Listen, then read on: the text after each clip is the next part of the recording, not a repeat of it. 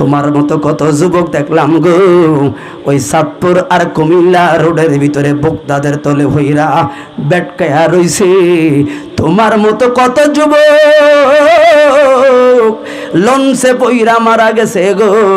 তোমার মতো কত যুবক আগুনে পইরা মারা গেছে। হাইরে ও বন করার বন্ধু, ও বন করার দাড়ি বাঁকা বাবারা, রং তামাশায় বয়া রইছ। কে তোমার বারণ করলো মাহফিল আয়ো না? জানি তাহিরদেরকে তোমার পছন্দ হয় নাই, কিন্তু শুনবা তো আগে, তারপরে না চলে যাইবা। এর তাহিরি হতে পারে, আমার কাছেও আজরাইল আইব রে, আমার কাছেও আজরাইল আইব, আমারও কবরে যাওয়া লাগবো। কারে ধোকা দিয়াম রে, আসলে নিজেই ধোকা পাইতেছি। কথা বলুন ঠিক না বিঠিন?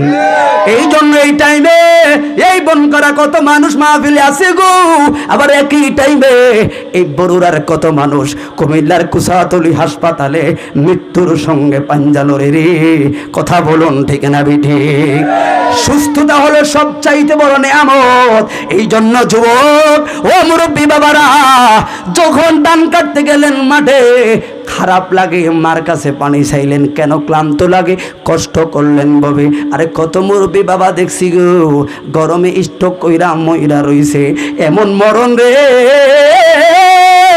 হাইরে বন করার বাজারে গেছে, বাজার থেকে মাত্র বাড়িতে আইছে, ঘরেও ঢুকতে পারে না, বাজারের ব্যাগটা হাতে গুরান দিয়া পইরা মইরা রইছে। এমন স্ট্রোক রে ও যুবক, এমন মরণ আদরের ছেলেকে দেখার সুযোগ হয় না। এমন মরণ রে ওই মসজিদের হুজুরা আমার তওবা করার নসিব হইব নি গো।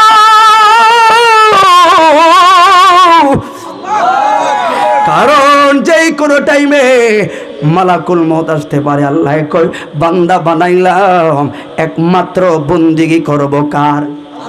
এই কথা বলেন কার? এই জন্য আল্লাহ বলেন ওয়ামা খালাকতুল জিন্না ওয়াল ইনসা ইল্লা লিয়াবুদুন।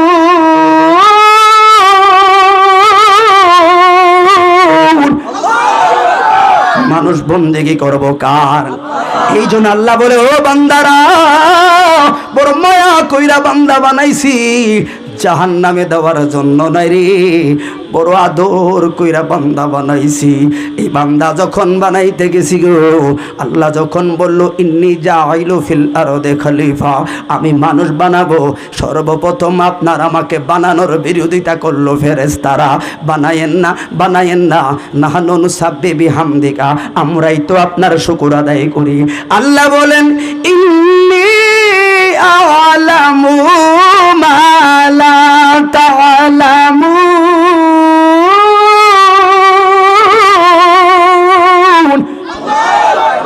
আল্লাহ গো ফেরেশতারা আমি যা জানি রে, তোরা তা জানোস না, যাস না রে ফেরেশতা। আজকে বন করার মাহফিলে যা, যায়া দেখ আমার বান্দারা বইসা রইছে।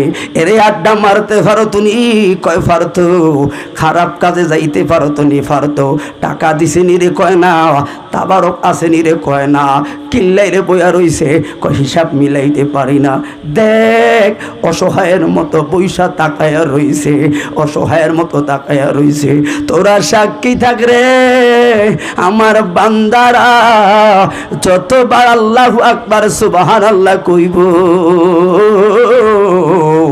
তোরা আমিন আমিন কইবি, আর আমি বন করার আমার বান্দাদেরকে জান্নাতি বানায়া দিয়া।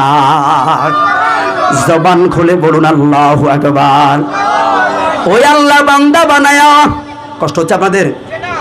আমি শুধু একটাই কথা বলি, আসলে আমার থাকার সুযোগ চলে যেতে হবে বাবা।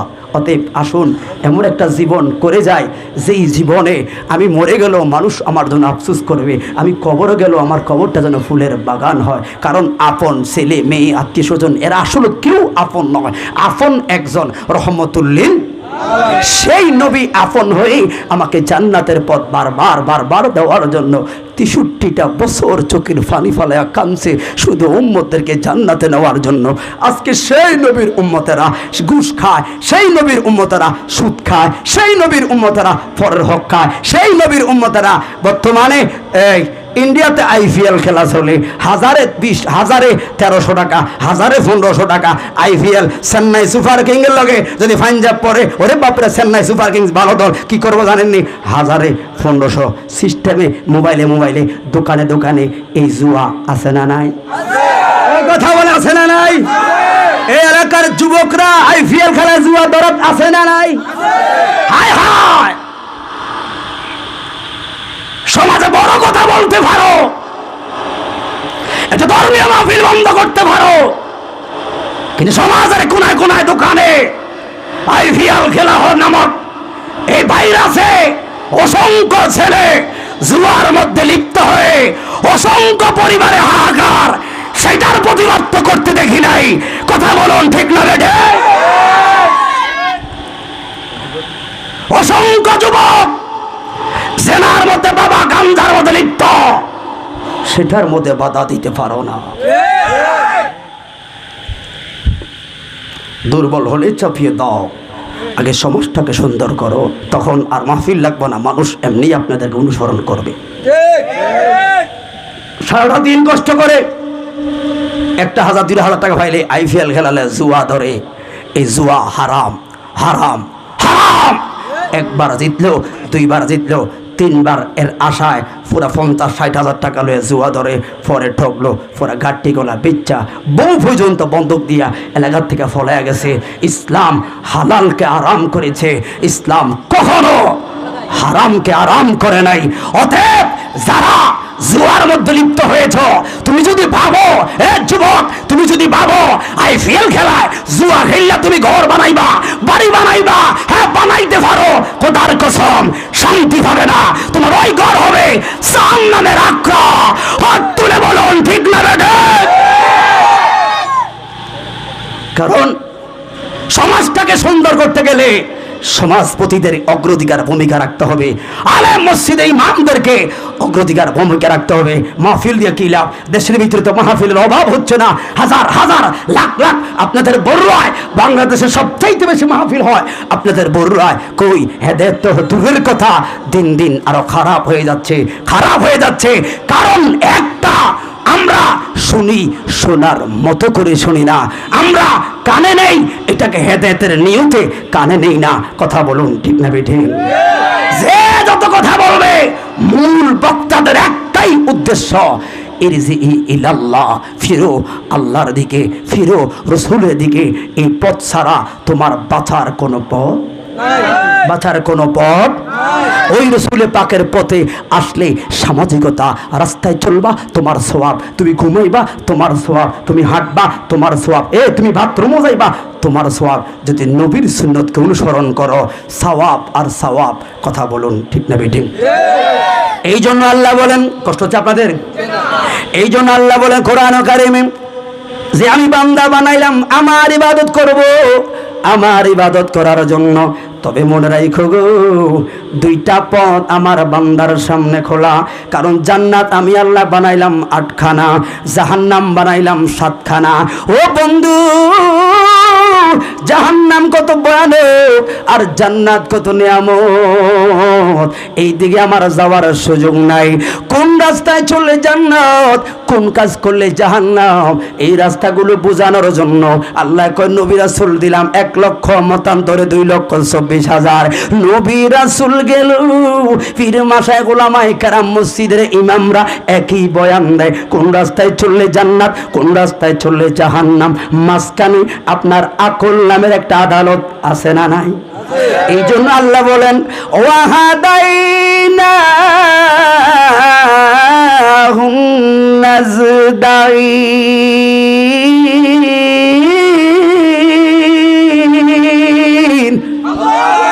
সূরা বালাদে আমার আল্লাহ বলেন 30 পারায় দুইটা রাস্তা আছে, তোমার বিবেককে খরচ করো, কারণ মৃত্যুর যন্ত্রণা বড় ভয়ানক। সাহাবাই কেরাম আমার নবীকে বুখারীর বর্ণনায় আমার নবীকে বলল, ইয়া রাসূলুল্লাহ ইয়া হাবিবাল্লাহ, আমার কবর হাসরে কথা বলতে বলল, কিন্তু আগে তো মরণ লাগবো, মরণটা সামলাও, মরণটা সামলাও। আম্মা জান আয়েশা সিদ্দিকা বলে, ও মায়ার নবী গো, আপনার থেকে জানার আছে গো, মানুষ কিয়ামতটা কখন হবে? আমার নবী বলে, আয়েশা গো শুনে রাখো, যার সামনে আজরাইল চলে আসবে তার জন্য ওই দিনই কিয়ামত হয়ে যাবে। কথা বলুন ঠিক না ঠিক? ওই সাহাবায়ে কেরামের দল আমার নবীকে প্রশ্ন করলো, ইয়া রাসূলুল্লাহ, প্রত্যেকটা মানুষের সামনে জানি গো আজরাইল আসবে, তবে আজরাইল যে আমার রূহ নিব, আমাদের রূহ নিব, কষ্ট দিবনি, কষ্ট দিবনি। কথাটা শুনতে না শুনতে গো আমার নবী দু নয়নের পানি ছেড়া করলো। সাহাবীরা হাউমা করে কান্দ জড়ায়া তুলল, ও মায়ার নবী গো, ও দয়ার নবীজি, অন্যায় করলাম নি, কোনো ভুল করলাম নি। আমার নবী বলেন, সাহাবীরা রে, অন্যায় না রে, মৃত্যুর যন্ত্রণা আজরাইলের কষ্ট তোমরা প্রশ্ন করলা, একটা জীবিত বকরি বা ছাগল জবাই না কইরা যদি একটা সাইড দিয়া তার চামড়াটা টাইনা টাইনা খোলে কেমন লাগবো? সাহাবীরা কয়, মায়ার নবী এত কষ্টের ব্যাপার? আমার নবী বলে, সাহাবীরা রে, ওই টাইনা টাইনা জবাই করলে কথা ছিল মইরা যাইব, কিন্তু জবাই না কইরা যদি টাইনা টাইনা চামড়াটা খোলে কেমন কষ্ট লাগবে? কই, মায়ার নবী গো, বড় বেদনার গো আমার নবী গো। সাহাবীর দল এর চাইতে আরো লক্ষ লক্ষ গুণে কষ্ট দিও, মালাকুল মউত আমার উম্মতের রূহ নেব গো।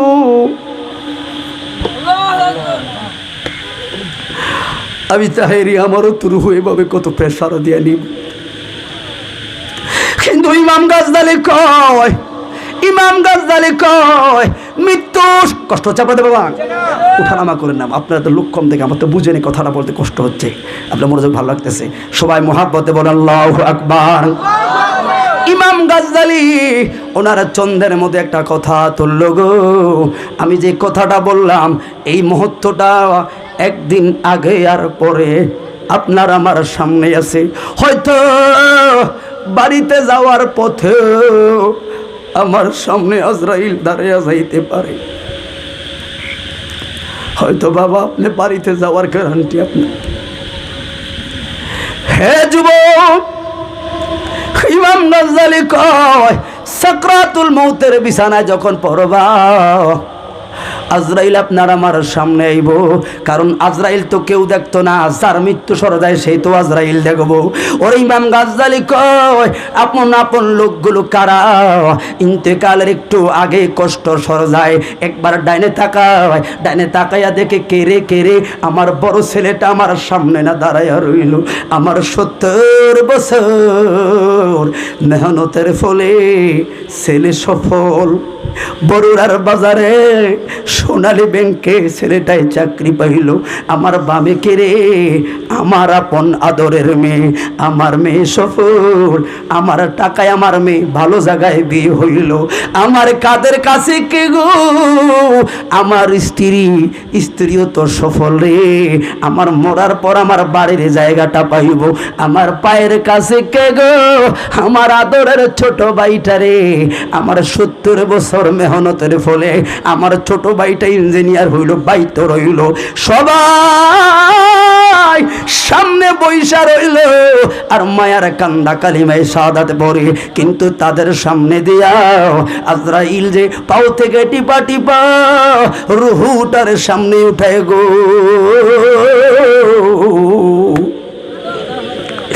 ওই সময় ডাকবে, তোরা সবাই সফল, ও আমার ছেলেরা মেয়েরা, কারণ মৃত্যুর যন্ত্রণাকে মনে কঠিন, আজরাইল পাও থেকে চাইবা চাইব, রুহটা উঠাইব, রুহুর জন্য পেশারা দিব, রুহু যাইতে চায় না দেহের জন্য মায়া রে, এই জায়গায় চাপ মারলে ওই জায়গায় রুহু যায়া পালাইব, এই পাশে চাপ মারলে ওই পাশে রুহু যায়া পালাইব। প্রত্যেকটা রোগের কোনায় যায় রুহু পলাইব। এই হাড়ের নিচে যায় পলাইলে আজরাইল ওই হাড়ে চাপ মারলে এই হাড়ের তলে আইব। সর্বশেষ কাছাইতে বুকটার মধ্যে যখন আনবো গো, তখন দেখবেন নিঃশ্বাসটা বড় হয়ে যায়। যেমন 2007 সালে আমরা ছোট ছিলাম, আমার দাদি ইন্তেকাল করলো, আমরা কাছে ছিলাম। ইন্তেকালের 20 সেকেন্ড 30 সেকেন্ড আগে আমি দেখলাম গো আমার দাদি একবার আমার আব্বার দিকে পিল করে তাকায়া রইছে, আরেকবার আমার চাচার দিকে তাকায়া রইছে, আরেকবার আমার ফুফুর দিকে তাকায়া রইছে, আরেকবার জানে কি যেন কোসর মসর করে। আবার জিহ্বাটারে কেমন বার করে ভিতরে নে, ঠোঁটটারে কেমন বেকা করা শুরু করলো, মুখটারে কেমন ভঙ্গিমা করা শুরু করলো। এটা তো বুঝলাম না। হয় আমি বললাম মা, ও মা, দাদি এমন বেঙ্গায় কেন গো, দাদি এমন জিব্বারে করে কেন গো? কই তোরা বুঝতি না, তোরা কালিমায়ে শাহাদাতের তলকিন দিতে থাক। 30 সেকেন্ড পরে গো দেখলাম আর শব্দ করলো না। তু নয়নের পানি ফলায়া কেবলামুখী হইয়া আমার দাদি কয় মা, দাদি এখন শব্দ করে না। কয় তোর দাদি দিন পাইছে। কি গো মা, দিন কি গো? কয় আজরাইল আয়া তোর দাদির লইয়া গেছে। বুঝতাম না, এখন বুঝে ও যুবকের দল মৃত্যু সরে যায়। ওই মরার 20 সেকেন্ড 30 সেকেন্ড আগে যখন নিঃশ্বাসটা বের হয়ে যায়, একটা হিসাব টান মারে রে। আমার টাকায় আমার ছেলে সফল, মেয়ে সফল, স্ত্রী সফল, ভাই বারাদর সবাই সফল। তোদেরকে সফল করতে যায় বরুড়ার মাঠে দিনের পর দিন সূর্যের তাপে সোনার দেহটারে কয়লা বানাইছি। তোদের সফল করতে যায় আরব দেশে মরুভূমির বালুরে কত গাম খাওয়াইছি। তোদের সফল করতে যায় কত রোডের কাজ করলাম প্রবাসের জীবনে। তোদের সফল করতে যায় বনকরা বিজরার বাজারে দিনের পর দিন রাতের পর রাত বইরা রইছি, বৃষ্টিতে বিজি বেগে বিজি। তোদের সফল করতে যায় তোরা সবাই সফল, আর তোদের সামনে দিয়া মালাকুল মত এই যে কষ্ট দিয়েছে, কই সবাই সুখের বাঘটা লইলি, আজকে তো দুঃখের বাঘ কেউ লইলি না, দুঃখের বাঘ কেউ লইলি না।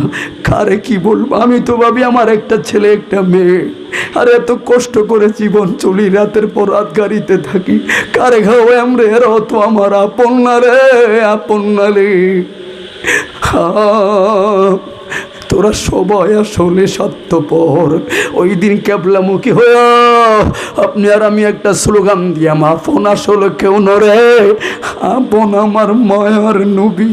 63টা বছর তোমার আমার লাইগা বিনায়া কানছে, এখনো রোজায় শুয়া কান্দি, হাসরের ময়দানে কানবে। অতএব নবীকে আপন ভেবে মৃত্যুর জন্য তৈরি থাকো। ওই সময় কষ্ট লাগবে, সাকারাতুল বিছানায় আপন জোরদের উপস্থিতি দেখলে আরো কষ্ট লাগবে। তাহলে মরার কথা বললাম, আমি আপনাদেরকে মৃত্যুর কথা বললাম। সামনে কবর আছে না নাই? কথা বলুন, আছে না নাই? ওই কবর কেমন? হাই রে ওই কবর বয়ের ভয়ানক বন্ধু। আমি পয়েন্টে কথাটুকুন বইলা যায়। আল্লাহর নবী 10 জন সাহাবীকে জান্নাতের লাইসেন্স দিল। কয়জন? 10 জন। এদেরকে আশারায়ে মুবাশশারা বলা হয়। আবু বকর ফিল জান্নাহ, ওমর ফিল জান্নাহ, ওসমান ফিল জান্নাহ, আলী ফিল জান্নাহ। এইভাবে বলতে বলতে গো 10 জন সাহাবীকে জান্নাতের লাইসেন্স দিল। তাহলে যাদেরকে জান্নাতের টিকিট দিল, এদের মরারও ভয় নাই, এদের কবরও ভয় নাই, এদের হাসরও ভয় নাই। আল্লাহর নবীর সাহাবী 3 নাম্বার সাহাবী উসমান জিন্নুরাইন রাসূল পাকের দুইজন কন্যা মুবারকে বিয়ে করলো। উনি জিন্নুরাইন হইল ধন সম্পদের মালিক। ওই উসমান জিন্নু, আমি পয়েন্টে কথাটা বলি, দালাইলুন নবুওয়াত খুলে কথাটুকুন পাইবেন, সময় কম এই জন্য মূল কথাগুলো আমি বলে যাই। হায় হায় বাড়িতে যায়, ভালো মানুষ বাড়ি থেকে নামাজ পড়তে যায় গো, আয়েশা শুধু চোখের পানি ফলাইয়া কান্দে। স্ত্রী বলল, স্বামী গো, ও স্বামী আমার, আমরা কি আপনারে কষ্ট দিছিনি? মনে কয় না। আপনার কি টাকার অভাব নেই? কয় না। সম্পদের অভাব নেই? কয় না। কয় তোলে মাহফিলটা কি মুসলমানের না হিন্দুর? কথা বলে মাহফিলটা কারো? মুসলমান। এই জায়গায় একবার হলো আল্লাহর নাম লওয়া হবে, নবীর নাম লওয়া হবে, কোরআন তেলাওয়াত হবে। যে মজলিসে আল্লাহু আকবারে ধ্বনি হয়, ওই মজলিসটাকে দামি না কম দামি? এই জন্য বলি, অনেকে আসছে চলে যাবে, সবার নসিবে তো থাকতে হবে, ঠিক নিও। এই জন্য আশেপাশে যারা আছেন সবাই বসবেন, দাঁড়িয়ে থাকবেন। আল্লাহ পাক আমাদের সবাইকে আজকের মাহফিল থেকে বুঝে শুনে আমল করে সিরাতুল মুস্তাকিম অনুযায়ী জীবন চলার তৌফিক দান করুক। সকলে বলুন আমিন। আলহামদুলিল্লাহ।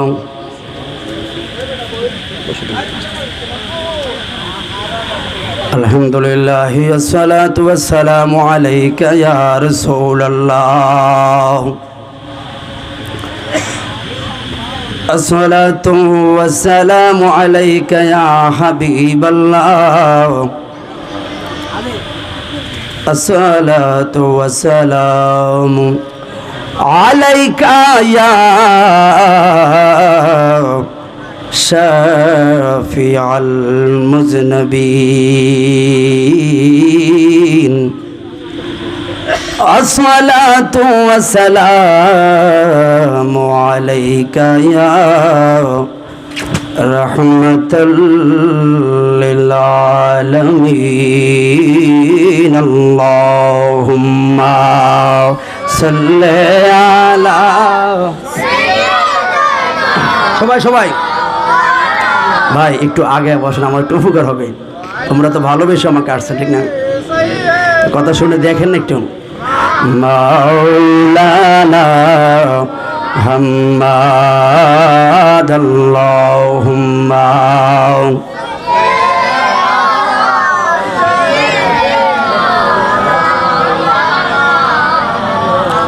ওয়ালা আলি মাওলানা। কোন দিন জানি ডাকা আসিবে, ববের মায়ার বন্ধন সারতে, সেই দিন যেন পাই গো আমার নূরের নবী শিওরে। আমি বড়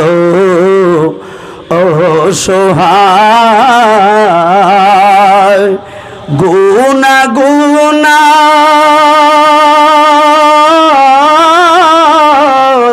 পাহাড় আমার, নবী বিনে দোপারেতে গতি মিলবে না আমার।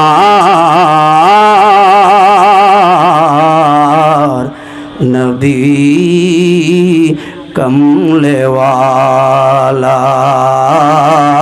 আল্লাহুম্মা সাল্লি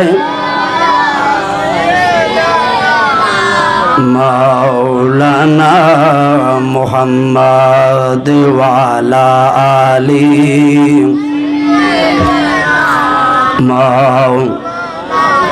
সবাই একটু মহাব্বতে জেগে করেন, বলেন লা ইলাহা ইল্লাল্লাহ। বলুন লা ইলাহা ইল্লাল্লাহ। হাসবি রাব্বি জাল্লাল্লাহ, মাফি কলবি গায়রুল্লাহ। নূর মোহাম্মদ সাল্লাল্লাহ, বলুন নূর মোহাম্মদ সাল্লাল্লাহ, ও লা ইলাহা ইল্লাল্লাহ, বলুন লা ইলাহা ইল্লাল্লাহ, ও লা ইলাহা তোমার রিজিক খেয়ে পরে। আমাদের রিজিকের মালিক কে? কথা বলেন কে? তোমার রিজিক খেয়ে পরে অবাধ্য হই কেমন করে, তোমার রিজিক খেয়ে পরে অবাধ্য হই কেমন করে, খুঁজে না পাই কোনো ভাষা, শুকুর গুজার দয়াল আল্লাহ, সুবহানাল্লাহ আলহামদুলিল্লাহ, লা ইলাহা ইল্লাল্লাহ, বলুন সুবহানাল্লাহ আলহামদুলিল্লাহ, লা ইলাহা ইল্লাল্লাহ, ও তোমার দয়ায় বেঁচে থাকা, তোমার দয়ায় এই ভুবন গড়া, ঠিক না? ঠিক নিও, তোমার দয়ায় বেঁচে থাকা, তোমার দয়ায় এই ভুবন গড়া, তোমার দয়ায় জীবন চলা, শুকুর গুজার রে মায়ার আল্লাহ, সুবহানাল্লাহ আলহামদুলিল্লাহ, লা ইলাহা। সবাই জবান খুলে বলুন আলহামদুলিল্লাহ। আজকে সুন্দর একটা মাইক বন করা কথা বলবেন। উত্তরপাড়া যুব সমাজের উদ্যোগে কবরবাসীদের আত্মার মাগফিরাত কামনায়, চমৎকার একটা বিষয়, কবরবাসীদের আত্মার মাগফিরাত কামনা। এটা ভালো, কারণ কামা তাদিনু তুদান, যেমন কর্ম তেমন ফল। আজকে আপনি করে গেলেন, মা বাবা বংশক্রমের জন্য দোয়া, দেখবেন কেউ না কেউ আপনার জন্য দাঁড়াবে। কথা বলো, ঠিক না বেঠি? আজকের এই মাহফিলের সম্মানিত প্রধান মেহমান ফিজ সাহেব শামসুল আরেফিন খুশবাসী সাহেব, ওয়াজ করবেন কারি মোহাম্মদ শামীম রাজাল কাদরি সাহেব, হযরত মাওলানা হুসাইন রাজা সোহেল আল কাদরি সাহেব, হযরত মাওলানা জিয়া রাজা সাহেব, প্রধান অতিথি আলহাজ আহমদ বাচ্চু মিয়া সাহেব, জনাব মোহাম্মদ মিজানুর রহমান সাহেব সহ সভাপতিত্ব করবেন বীর মুক্তিযোদ্ধা হাজী মোহাম্মদ আব্দুল বারেক সাহেব, সহসভাপতি আবুল কালাম সাহেব এবং খোরশেদ আলম সাহেব সহ, বিশেষ করে আমার ভাই বড় কষ্ট করে কাতার প্রবাসী, নাম কি এরফান ভাই, সেই কোথায় আমার বাড়ি গিয়ে দাওয়াত করেছে বড় আশা নিয়ে। প্রবাসীরা তো এমনিই বড় দুঃখের মানুষ, কথা বলুন, ঠিক না বেঠি? কারণ সবাই সবার কথা বুঝে, প্রবাসীদের দুঃখ অনেকে বুঝতেও চায় না। অনেক প্রবাসীরা মার কাছে স্ত্রীর কাছে দুঃখের কথা বলে না, অথচ যেই ছেলেগুলো জীবনে কখনো বন করা বড়রা একটা কোদাল হাতে লয় না, যেই ছেলেগুলো কখনো একটা মাটির ওরা হাতে লয় না, যেই ছেলেগুলো ধানের ওরা মাথায় লয় না, ঠিক সেই ছেলেগুলো এই বন করার স্বপ্ন পূরণের আশায়, মা বাবার স্বপ্ন পূরণের আশায়, সোনার দেশকে সাজানোর আশায় আরব নামের মরুভূমির বালুতে সোনার জীবন বিসর্জন দিচ্ছে। এরাই তো হলো প্রবাসী। কথা বলুন, ঠিক না বেঠি? আজকে বাংলাদেশ তো কবে দেউলিয়া হয়ে যেত, প্রবাসীদের রেমিটেন্সের অর্থে এখনো আমরা স্বাবলম্বী। অতএব সোনার বাংলাদেশে প্রত্যেকটা প্রবাসী নামক যোদ্ধাদের জন্য দোয়া করা আমাদের আবশ্যক। কথা বলুন, ঠিক না বেঠি? যাই হোক, আপনাদের একটা ঘন্টা কথা বলবো। মূল বিষয় হলো একটা, কুল্লু শাইইন ইয়ারজিউ ইলা আসলিহি। আমার আসল জায়গায় বন করার বাড়ি নাও, আসল জায়গা আমার বিল্ডিং নয়, আসল জায়গা প্রাচুর্য নয়, আসল জায়গা হলো 3.5 হাত মাটি। এই ছাড়া আমার আপন কিছু নয়। কথা বলো ঠিক না বেঠি? সেই আমেরিকার প্রেসিডেন্ট জো বাইডেন থেকে শুরু করে আমরা দেশের প্রধানমন্ত্রী থেকে শুরু করে একেবারে আস্তে আস্তে আস্তে আস্তে আমি ফকিন্নি কাঙ্গাল মুসি পর্যন্ত প্রত্যেকটা লোক আসলেন ভাবে যেতে হবে, থাকার কোনো সুযোগ। ওই প্রধানমন্ত্রীর কাছে যে আজরাইল আইব, আমার আপনার কাছে ওই একই আজরাইল। অতএব মৃত্যুর জন্য তৈরি থাকা আবশ্যক, দরকার। এই জন্য অহংকার, দেমাগ, সমালোচনা, গীবত, মাহফিল দেশকারে মাহফিল বন্ধ কর, এ মনে রাখবে যে বক্তা আসুক না কেন, মাহফিলটা হলো টুপিওয়ালাদের, মাহফিলটা হলো মুসলমানের। কথা বলুন ঠিক না বেঠি? কত জায়গায় অনুমোদন, মুসলমানরা মিলেমিশে একটু জিকির করবে, আল্লাহ নবীর কথা বলবে।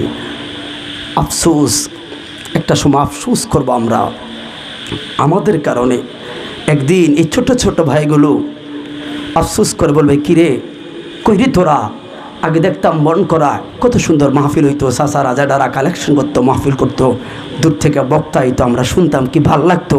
কিরে তোকে কি হইল রে, কালেকশন লাগতো না, আমি একাই টাকা দিয়া মাহফিল সাজাস না, বান্ডিল বয়ে থাকবা কাকু, অনুমতি নাও পাইতে পারো। কারণ যেভাবে সরকার দোষ দিল, আপনার যেভাবে ইহুদি খ্রিস্টানরা বেঈমানরা চক্রান্ত করে সোনার বাংলাদেশকে নাস্তিকতার বাজার বসানোর ষড়যন্ত্র চালাচ্ছে। কথা বলুন ঠিক না বেঠে? যেইটা ধরবেন ইহুদি খ্রিস্টানদের পণ্য, বয়কট করবেন কোথায়? অতএব মুসলমানরা একটাই মাত্র আমাদের দরজা খোলা, মসজিদের দরজা ছাড়া আর কোনো গতি। কারণ যার কেউ নাই তার আছেন কে?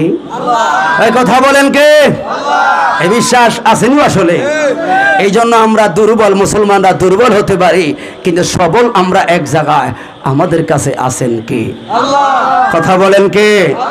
এই জন্য সুখে দুঃখে সর্বক্ষেত্রে আমরা ভরসা করব একজন, তিনি কে? জবান খুলে বলেন কে?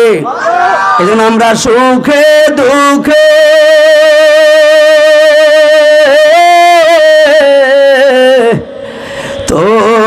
তোমার নাম পিলে মনে বড় শান্তি পাই আমরা, কেহ নাই মালিক মৌলা বিনি, এই জগতের বান্ধব আমরা, কেহ নাই। দুহাত তুলে বলি আল্লাহু আকবার। এই জন্য ভাই, যার কেউ নাই গো, আল্লাহ যদি তার থাকে গো, তাহলে মুসলমান ভরসা রাখো, একদিন বিজয় আমাদের হবে গো। তবে মনে রাখবা, যেহেতু দুনিয়াতে আসলাম, একদিন আগে আর পরে যাওয়া আমার লাগবো গো, থাকার কোনো সুযোগ নাই, থাকার কোনো সুযোগ নাই। এই জন্য যুবক, ও মুরব্বী বাবারা, যুবকরা ভাবছে আমরা তো এখনো বড় হই নাই, বুড়া হই নাই, না রে না রে না।